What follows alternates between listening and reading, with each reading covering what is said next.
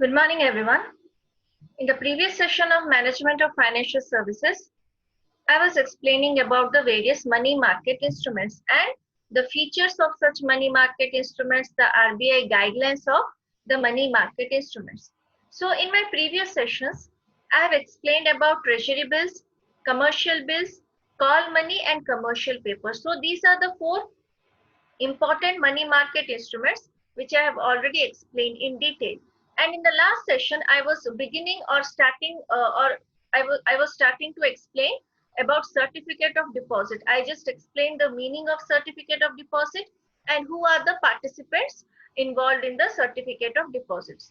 So in today's session, first of all, I am going to explain about the certificate of deposit, what are the features, or we can say the meaning of certificate of deposit. Then I'm going to explain about participants, features, advantages, limitations, and then RBI guidelines. So these are the guidelines which are created by the RBI. These are the rules and regulations, so which the issuers need to follow if they want to issue certificate of deposits.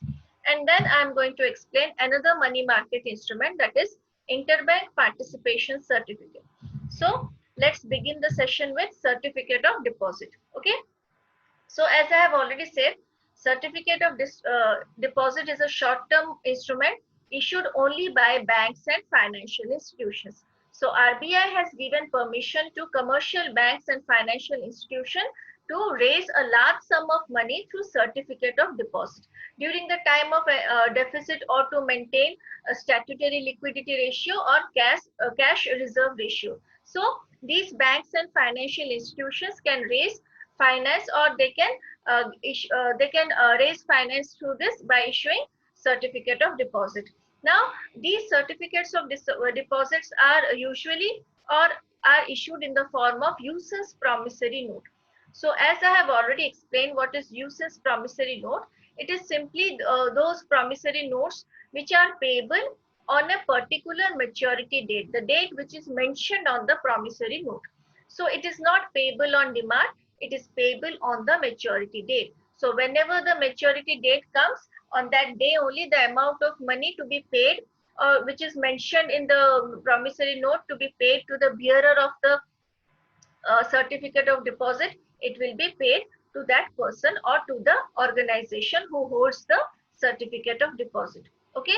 Now it is negotiable and bears a face value and maturity. So obviously it is a negotiable instrument. It can move from one person, transferable from one person to another person, and whoever holds the bill or whoever holds the certificate of deposit, that person will be paid the amount mentioned in the certificate of deposit on a particular date, that is the maturity date. So this is the basic meaning of certificate of deposit. Now there are two participants in certificate of deposit, or you can also call it as CDs. So the first one is the issuers. Issuers are those category of institutions, or those category of institution which issue the certificate of deposit.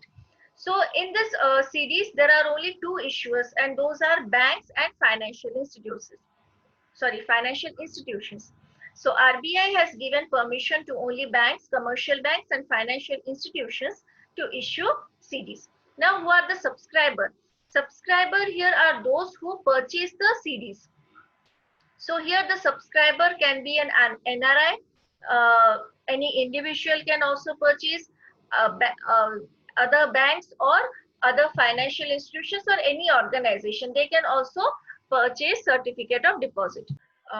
Banks and financial institutions, like I said, that they are the issuers. So the subscribers will be individuals, NRIs, any trust or any corporate house or any organization. So these are the subscriber, and issuers are only banks and financial institutions.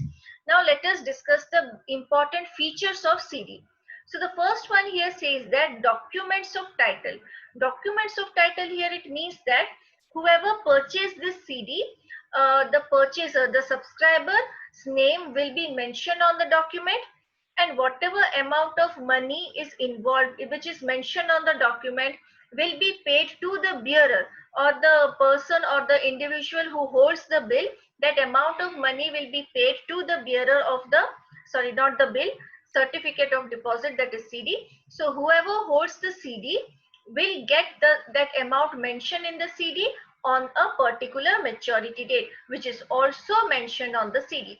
So here it is a document of title, simply means that the individual or the organization who holds the CD will get a certain amount of money specified on the CD on the maturity date, which is also mentioned on the CD. So that is the first feature of CD.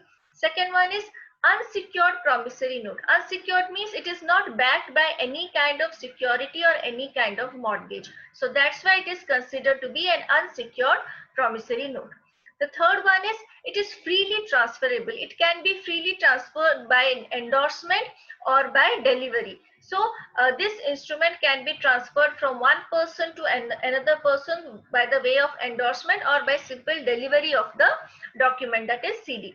So it is freely transferable. The next point here is says that issued at discount or face value. So face value means the nominal price or the nominal value of the document. So here it says that the issue of certificate of deposit can be done on a discount. For example, if the CD, the price of the CD or the face value of CD is 25 lakhs, so it will be issued either at this price or it can be issued at a discount price, so that it can be issued like 24 lakhs or whatever discount fixed by the RBI. So it can either be issued on a discounted price or it can be issued on the face value depending upon the issuer. Okay. Now the next feature here it says that repayable on a fixed date without any grace date. For example, if the maturity date is around 14th November, if the maturity date is 14th November, for example 2020 14th November is the maturity date.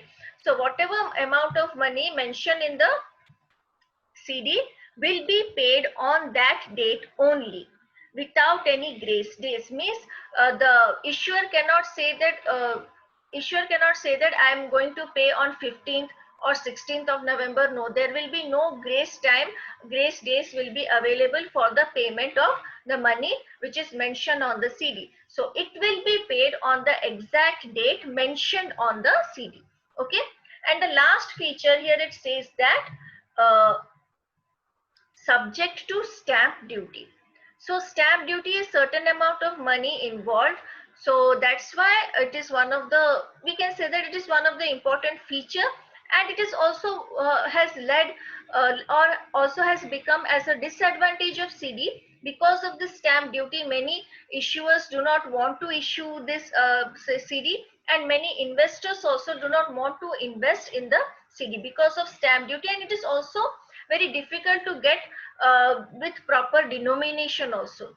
So another feature of CD is that it is subject to stamp duty. A certain amount of money is involved in the issue of the CDs. Okay, so these are the features of CDs. Now we are going to discuss what are the advantages, and then I am going to explain the limitations of CD.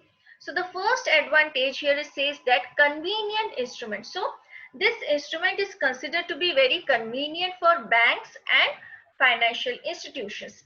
See, convenient here is what? They can raise a large amount of money which may not be possible through other money market instruments, and the payable time period also falls within 1 year.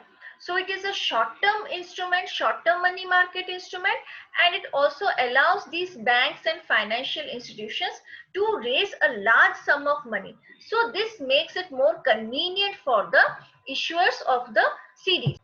So as a convenient instrument, it is not only convenient for the issuers, but it is also convenient for the subscribers also. These subscribers who have a certain amount of money with them, surplus with them, and they want to invest it, but they also do not want to invest in those securities or instruments which have a longer time period. So this instrument is considered very convenient for them because it has a very short time period, and the surplus can be easily invested, and they will get the money on a particular date. So because of these features of CDs, it is considered to be one of the most convenient instrument from the issuer's point of view as well as from the subscriber's point of view. The next one is offers maximum liquidity. Now, why maximum liquidity? Because it has a maturity date fixed on it. Okay, and it is also very easy to transfer. It is transferable through endorsement or delivery, so that makes this instrument very much highly liquid. Because suppose there is an organization which has purchased certain certificates of deposit, and the institution want to sell this certificate of deposit to any other institutions, so they can do it before the maturity date. So that makes it highly liquid. Suppose a organization has invested a large amount of money in purchase of CDs, they can easily transfer it to any other organization, any other individual if they want the money back. Not from the issuer but from the other party who wants to purchase the CD. So before the maturity date, they can sell it to any other institutions or any other individual. So that this feature of the CD actually makes it it makes it maximum liquid, or it offers maximum liquidity to the investors, to the subscribers of the CD. Now the next one is it helps in raising resource in times of need. So it usually, what happens, it involves a large amount of money. So the amount of money is fixed by the RBI, the minimum and the maximum amount of money which can be involved in the CDs. So it helps in raising a large amount of money for a limited time period. And because it has a maturity date, it cannot be repaid before the maturity date. So they have that much amount of money for a particular time period. For within 1 year, they have that amount of money within the bank or financial institution. So it is one of the most convenient and useful instrument for banks, because it helps to raise a large amount of money during the time of requirement, and they can hold on to the money also till the date of maturity. Okay, now the last advantage here says that it is ideal instrument for banks because they get to raise a large amount of money. It is easily transferable also. They can hold on to the amount of money they are going to pay on a particular date only. That is one of the biggest advantage, that it cannot be the issuer cannot be asked to pay before the maturity date, because it is issued in the form of usance promissory note.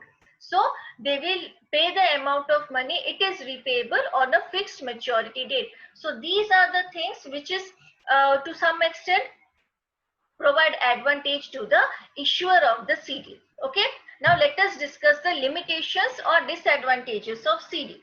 The first one here says that stamp duty. So the cost involved in the issue of CD is around 0.5% to 1% per annum. So this is the cost involved in the issue of the CDs. Now, because of this amount of money, in the involvement of such kind of cost has made it less and less attractive. The issuers want to use any other money market instruments instead of using this because of the stamp duty. And it is also very difficult to find the documents or the papers with the exact denominations.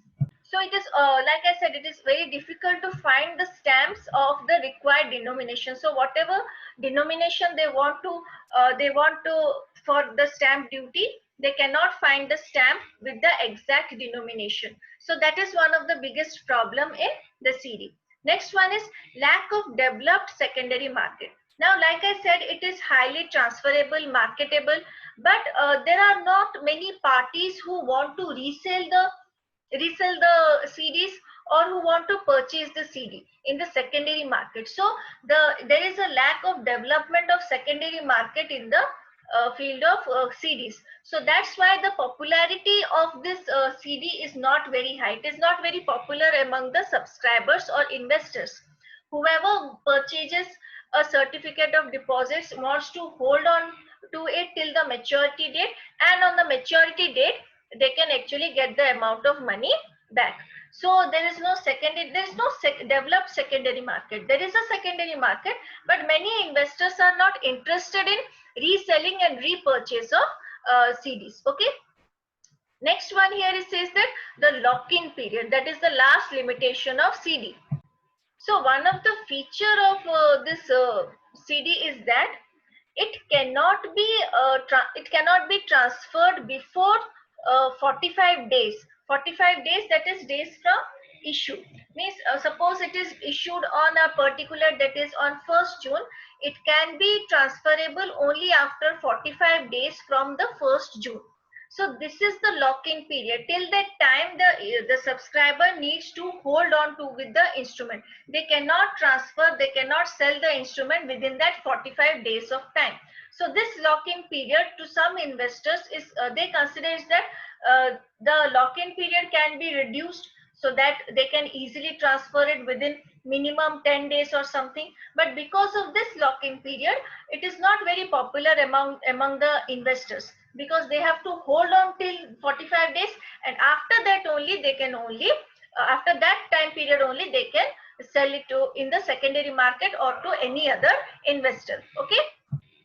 Okay, so these are the limitations and advantages and limitations of CDs.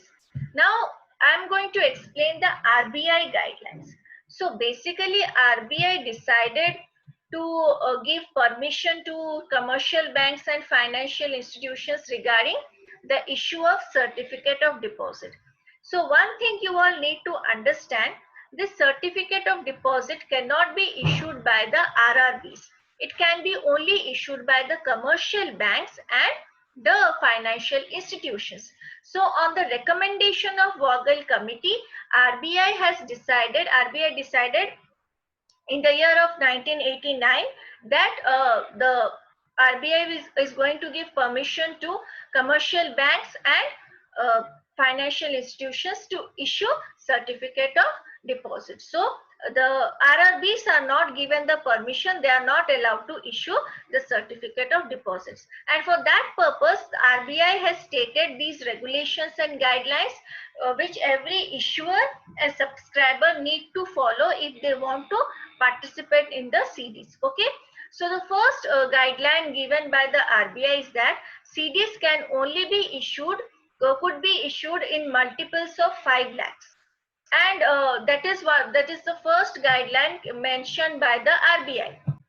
And the minimum investment per investor would be 25 lakhs. So whatever certificate of deposit is provided by the bank must be in the multiples of 5 lakhs, and a single investor can the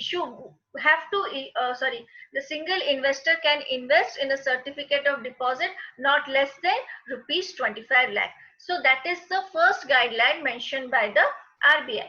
So the second guideline here says that it's a short-term deposit instrument with a maturity period. Now this maturity period needs to be in between 3 months and 1 year. So the minimum the minimum period of CD is 3 months. So no banks or financial institution can issue a CD which is less than 3 months. So that is the minimum time period, that is the 3 months to 1 year, within 1 year, that needs to be the maturity time period. So the minimum time period for which a CD can be issued is 3 months, and the maximum must be within 1 year. So that is a short-term deposit instrument, and this maturity period must be within 3 months and 1 year time period. Okay.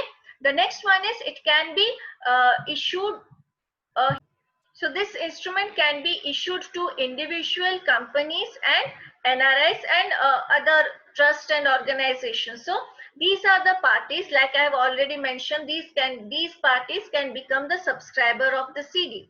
Now here NRIs can only they can only subscribe to CD only on the basis of non-repatriation basis, means they cannot take the entire money back to their own to their country. So that is one condition which is fixed with the NRIs. NRIs can only invest in the CDs with that condition, that is non-repatriation basis. So that is the condition attached with the investment by an RBI. So it is usually issued to all the, that is companies, trust and individuals. Okay. The next guideline mentioned by the RBI is that freely transferable by endorsement or delivery. Like I already said, endorsement means anybody can endorse it to anyone with a simple signature, or it can be delivered to any other person or institution. So this is highly marketable, and they need to be transferred by endorsement and by delivery only. But there is one condition attached to this transfer, like I said, that the lock-in period, that is 45 days. Whoever is the first subscriber of the CD, they have to hold the CD for a minimum of 45 days, and after 45 days they can transfer it to other institutions or other individual. So they have to keep the CD with them for a minimum time period of 45 days. And here it says that it can be transferred after 45 days, that is from 3 months to within 1 year, that is in between the maturity date. So before the maturity date, it can be transferred from one individual to another individual only after completion of 45 days from the date of issue. Okay. Now the next guideline given is that issued in the form of usance promissory notes with a fixed maturity date. And I have already explained it in the feature of CD, that it is a usance promissory note, which means that it is repayable on a particular date, on the maturity date which is mentioned on the CD. It is not paid on, or it is not payable on demand. On simple side, it cannot be paid back. So this certificate of deposit is issued for a particular time period, and it will be paid. The amount mentioned in the CD will be paid to the bearer of the CD on that particular date, that is the maturity date of the CD. So another guideline here says that banks have to maintain CRR and SLR on the issue price of CD. So they have to maintain CRR and SLR, that is cash reserve ratio and statutory liquidity ratio on the issue of CD. So they have to maintain that much of balance with them. And there is another feature attached with this, that these banks cannot buy back the CDs on a permanent basis which they have issued. So the bank which have issued a CD, they cannot buy it back on a permanent basis. So that is one of the guidelines which is mentioned by the RBI. Next one is the limit of issue of CDs have been increased by the RBI. So previously the issue limit was of 7%, which was raised by RBI from 10%. Now RBI has also fixed the amount, the total amount of money which they are supposed to, means the total amount of money for which they are going to issue the CD. So for every bank, they have fixed the ceiling or the outstanding amount of CD, so that every bank has to issue that much amount of CD only. They cannot issue higher than that particular amount of money or particular amount which is mentioned by the RBI. So every bank, whatever limitation given by the RBI, they have to issue CD within that limitation, within that limit, within that amount of money only. So that is another guideline mentioned by the RBI. And the next guideline here says that many financial institutions can issue CD. Now these financial institutions like IDBI, ICICI and IFCI, they even have a permission to issue CDs for more than 1 year, and the maturity period will fall within, the maturity period for this is, the minimum is 1 year and the maximum is 3 years. So they are supposed to issue CDs with the maximum time period of 3 years. So this is a short-term money market instrument, but still RBI has given permission to IDBI, ICICI and IFCI to issue certificate of deposit with a maturity period of more than 1 year, but within less than 3 years. So that is the actual guideline given by the RBI for these specific 3 institutions only, not for any other institution. Okay. And the next one here says that the minimum credit rating for CDs shall be A3. See, these are the investment grades given by the credit rating agency. So these CDs must have the credit rating of A3. So below that, if an credit rating agency give below the rating of A3, then it will not be, they cannot issue this CD. So before issuing the CD, they must get the credit rating of the CD, and if it falls below the A3 investment grade, then the bank and the financial institution cannot issue this kind of certificate of deposit. So these are the guidelines or the regulations created by the RBI for the issuers issuers of the certificate of deposit. So in the CD, we have actually discussed about the meaning, the participants, features, advantages, limitations, and the RBI guidelines. So this is the entire portion of certificate of deposit. Now we are going to discuss about interbank participation certificate. Sorry. Interbank participation certificate, which is another money market instrument, short-term money market instrument. Okay, so in this topic, in this particular money market instrument, I am going to explain the meaning and the features, advantages, and what are the suggestions, and then I am going to explain the RBI guidelines related to the interbank participation certificate. So under the recommendation of working group of money market in the year 1988, RBI informed the banks, the chief of the banks, that they now have the permission for interbank participation certificate. So what is interbank participation certificate?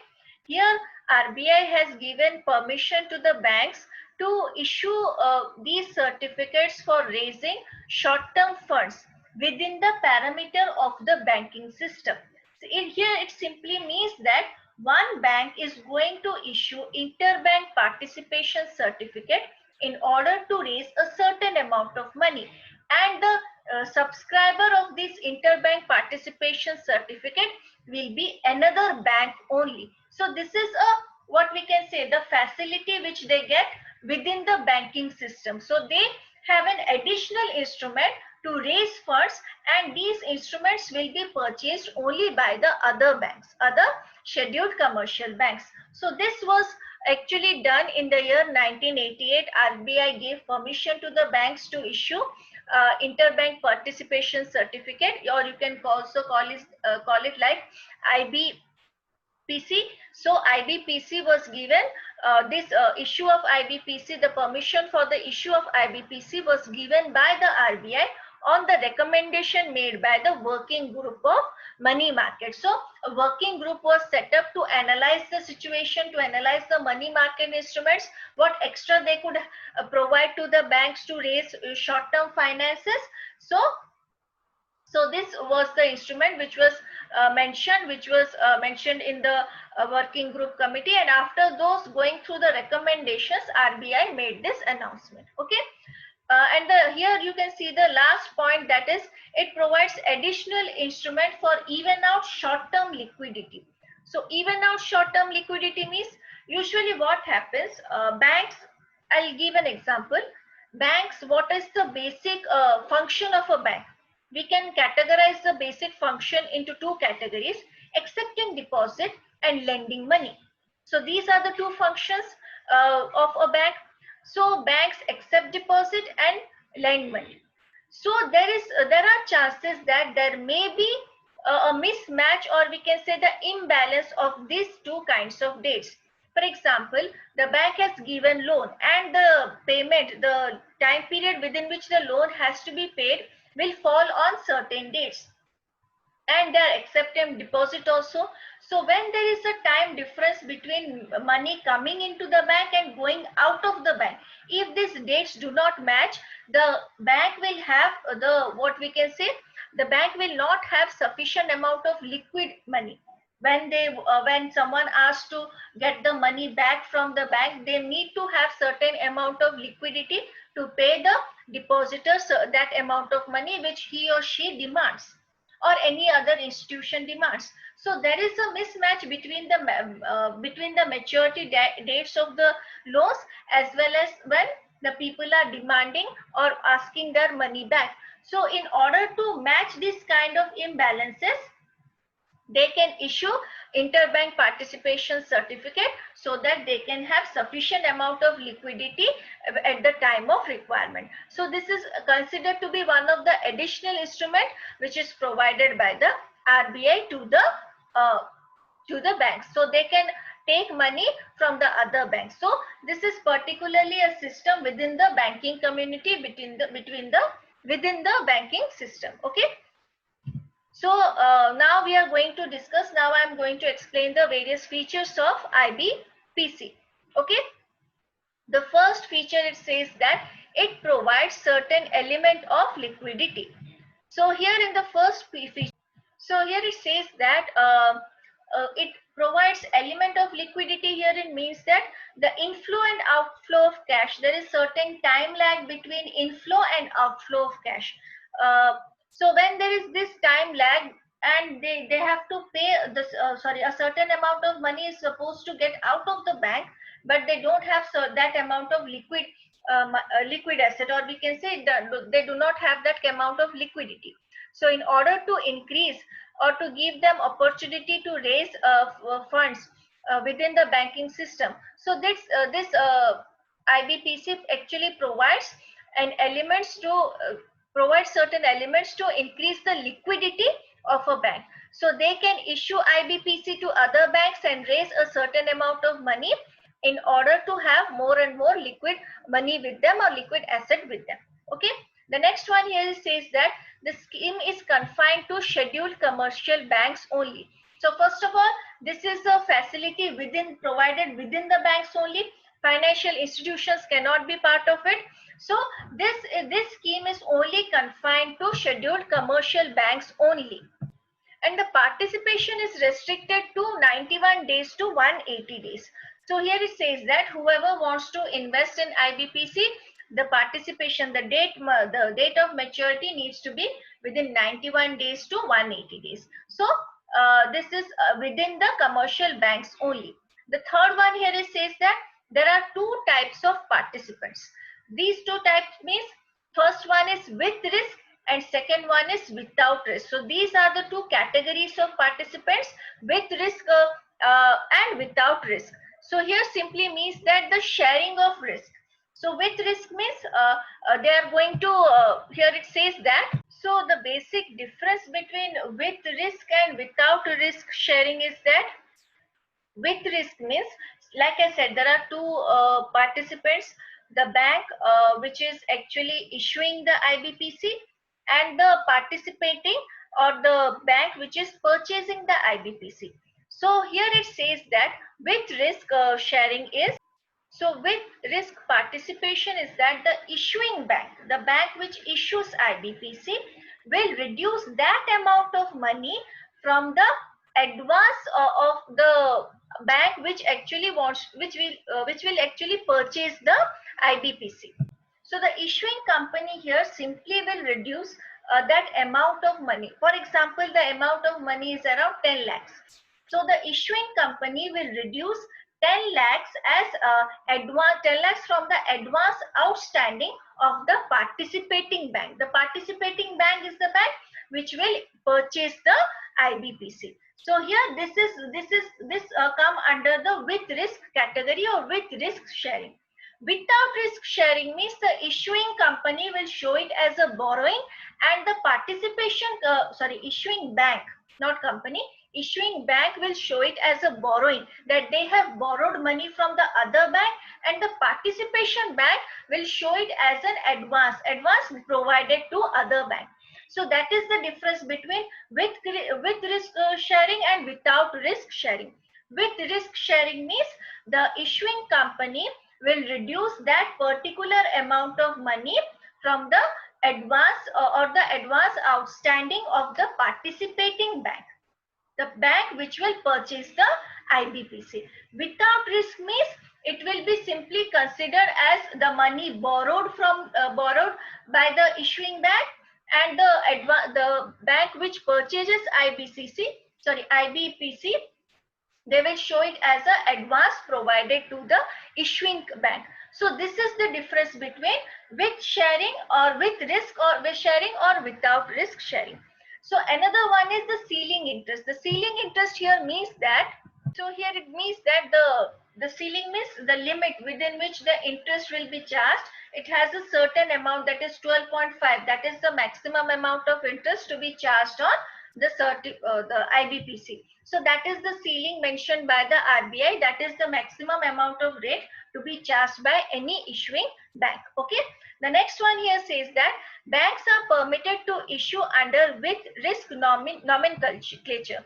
So here it says that, so what does it mean that a bank must come under the health code one. Health code here means the financial health. There is a certain kind of coding is provided to banks and other institutions based on their financial position or the financial capability of the bank. So they must come under the health code bank. And like I said, with risk here means it will be the amount of money will be reduced from the advances, or we can say that advances outstanding of the participating bank.